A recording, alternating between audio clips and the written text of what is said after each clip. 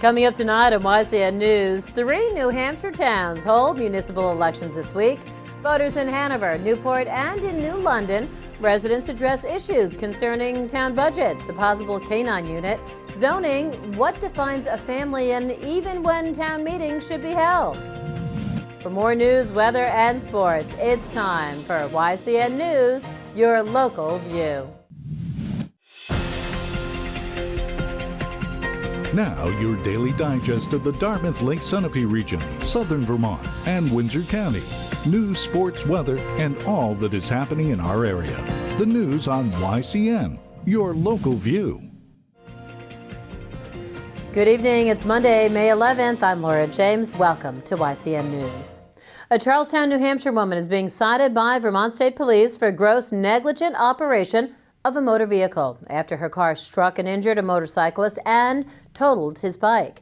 The accident happened yesterday around 1:30 p.m. on Route 5 in Weathersfield. 23-year-old Carly Larmy told police she was driving south following a friend in another car. Larmy said she had a problem with her car's front wheels and tried to signal her friend to pull over. Larmy said that she crossed the center line while attempting to wave to her friend. That's when she collided with the Harley Davidson, driven by 62-year-old Francis Rogensky of Westminster, Vermont. Rogensky's bike struck the passenger side of Larmy's VW Jetta. The Harley was totaled. The car's front end and passenger side were damaged. Rogensky suffered severe leg and internal injuries. He was med-flighted by helicopter to Dartmouth Hitchcock Medical Center. Police also issued Larmy tickets for operating a defective motor vehicle and failure to keep to the right side of the road. She's scheduled to appear in Windsor District Court on June 30th. First responders from Springfield and Ascutney, Vermont worked Saturday evening to clean up a 7,000-gallon milk spill from a tractor-trailer rollover on I-91 that injured the driver. The tractor-trailer was totaled. Driver, 55-year-old Edward Nichols of Highgate Center, Vermont, was wearing a seatbelt, police say. Nichols complained of a pain in his leg from being trapped under the steering wheel. He was taken to Springfield Hospital as a precaution. 3 towns will hold their municipal elections this week: Hanover, New London, and Newport. Voters in New London, New Hampshire, during Wednesday night's annual town meeting will consider 21 articles, several asking for money beyond the budget.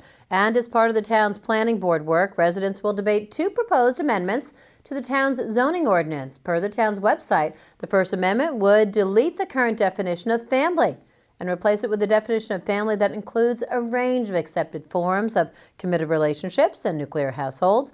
It also deletes consideration of domestic servants as a separate class of occupants of dwelling units. And the second proposed amendment updates regulations regarding building signage, designed to make the requests more user-friendly. Now, continuing with New London news, also on tap for discussion in New London is Article 19. This article asks voters to go back to having a March town meeting. To do so would allow residents registered to vote mark school and town election ballots on the same day. The annual school elections are held in March. Town meeting voting may be greater if both elections are held on the same day, supporters of Article 19 say. By petition, Article 21 seeks to establish a committee to study the feasibility of having a police canine unit. Meanwhile, in Newport, New Hampshire, voters will decide if the town's airport, also called the Parlin Field Airport, could one day be sold to a private entity. YCN News will bring you election results from the 3 towns in our Wednesday night broadcast. 2 people seek 1 seat on the select board in both Newport and New London. Todd Frassel and Jay Clark of Newport comprise Newport's select board contenders for a 3-year term. And in New London, Janet Kidder is being challenged by John Wilson. Coming up on YCN News, expect bridge work in Lebanon, New Hampshire, and lane reductions on I-89 near Sutton, New Hampshire. Mike Pizzone's here too. He has a look at Sunapee softball and a check of our start of the week weather when YCN News returns. The YCN News continues in a moment. Welcome back to YCN News. I'm Laura James. Well, the weather is making road and bridge repairs easier to get to after a long winter. Work on the Route 4 and Route 4A bridge project continues. New Hampshire State Department of Transportation officials asks motorists to be prepared for traffic stops and starts on Route 4 daily over the next 2 weeks. Traffic stoppage will especially be key during 5:30 and 6 a.m. for at least 10 to 15 minutes. That's because steel beams will be lifted into place. A similar delay will occur daily sometime during the late morning after commuter hours. Also beginning on Monday, May 18th for about 2 weeks, this section of the New Hampshire Rail Trail under the bridge will be closed for safety reasons while overhead work is done. Detour signs will be in place to lead trail users around and back to the trail. The trail will not be closed during non-work hours and weekends. This next story goes out to commuters who travel Interstate 89 near Sutton, New Hampshire, exits 11 and Route 114. Bridge repairs will be made this week on the span that goes northbound over State Route 114, just south of I-89 at exit 11, according to New Hampshire Public Radio. State Department of Transportation employee Doug Gosling tells NHPR traffic on that roadway will be reduced to one lane while the routine but necessary work is being done. And a reminder, tonight at 7:30 and 10:30 p.m., YCN News will bring you a special program. It's the broadcast of the May 5th public hearing regarding Mount Sunapee Resort's proposed West Bowl expansion. Coming up on YCN News, from house to home, it's a garden extravaganza. Lynn Solomon is by with details in a conversation with Judy Nelson when YCN News returns. The YCN News continues in a moment. Welcome back to YCN News. I'm Mike Pizzone. Well, you may have heard some thunderstorms making their way through the area last night, and there's a chance we could see a few more over the next couple of days. Things will start to feel a little less humid out there tonight with a low of about 55 degrees, but there's a 60% chance we could see some more thunderstorms before 10 p.m. Things will warm right back up in time for tomorrow, though, with a high of 84 degrees and a 50% chance of thunderstorms late in the afternoon. Tomorrow evening will bring another chance of storms between 9 and 10 p.m. as temperatures drop to a low of 50 degrees. Wednesday looks to be the most stable day on the forecast, with mostly cloudy skies and a high of 60 degrees during the day and a low of around 40 Wednesday evening. Now let's take a look at our community calendar to see what's happening in the area. The Woodstock Historical Society on Elm Street in Woodstock, Vermont is hosting a lecture called Sharing Stories, the Home Front During World War II, tomorrow from noon to 1 p.m. Topics will include rationing, women's roles in the war, and airplane spotting. The event is free, and audience members are encouraged to bring a bag lunch. A seniors game night will be held tomorrow from 6 to 9 p.m. at the Claremont Senior Center off Maple Avenue in Claremont, New Hampshire. The event is open to anyone ages 50 or older, whether they're a member of the Senior Center or not. The Windsor Public Library on State Street in Windsor, Vermont will welcome stuffed animal repair specialist Sue Spears on Wednesday from 6:30 to 7:30 p.m. to help fix local stuffed animals. Call the number on the screen for more information. It was a long time coming, but the Sunapee softball team finally played on its home field Friday after playing its first 7 games of the regular season on the road. And the Lakers gave their home fans plenty to cheer for, crossing the plate 22 times in all to earn a convincing victory over Pittsfield for the team's 7th straight win. Sunapee led 4-0 heading into the home half of the second inning, before this 2-run double off the bat of Katie Frederick plated Rachel Malanga and Meg Frederick to increase its lead to 6-0. The Lakers added 2 more runs in the frame moments later, when junior Lexi Hamilton belted her 5th home run of the season to make it an 8-run game.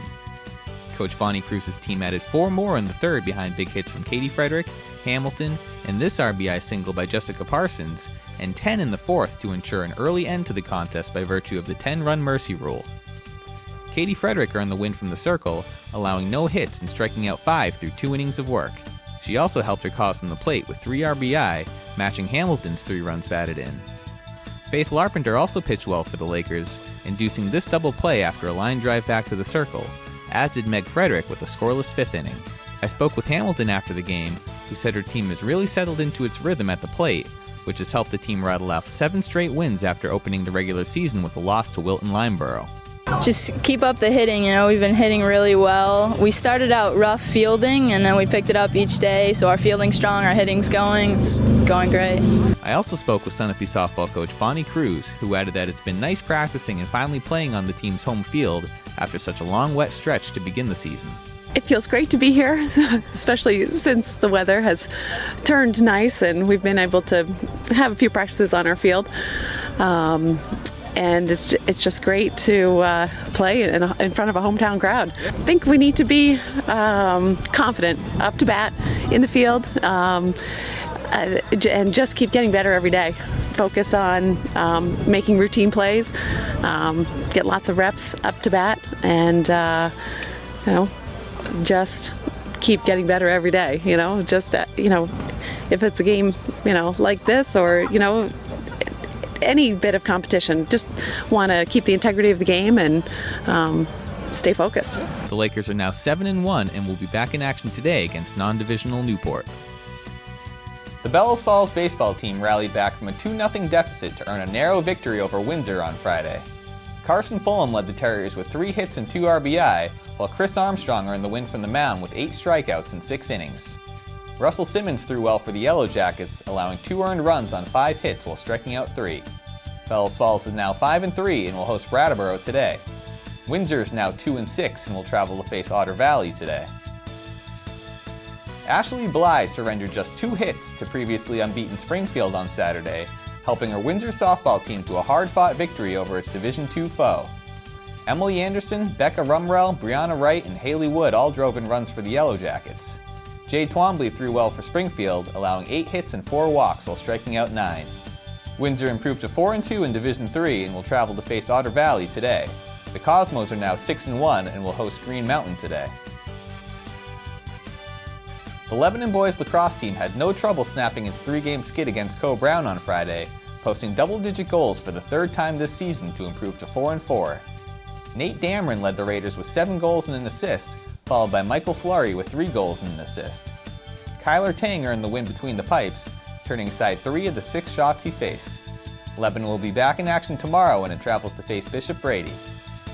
That does it for YCN Sports. I'm Mike Pizzone. Thanks, Mike. Capital Connections host John O'Connor is talking with Carol Lighthall. She's the executive director of Springfield on the Move. Part 1 of John's interview is coming up when YCN News returns. The YCN News continues in a moment.